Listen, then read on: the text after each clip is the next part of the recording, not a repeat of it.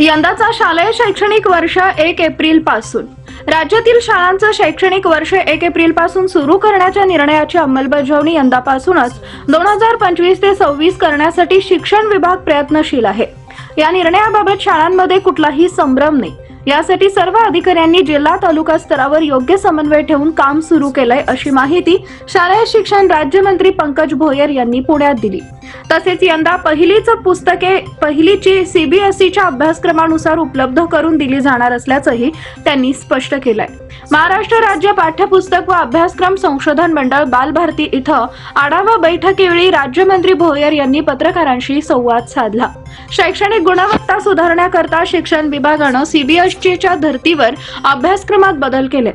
नव्या शैक्षणिक धोरणाच्या अनुषंगाने स्थापन करण्यात आलेल्या सुकाणू समितीनं सीबीएसईचा अभ्यासक्रम स्वीकारण्याची सूचना केली होती।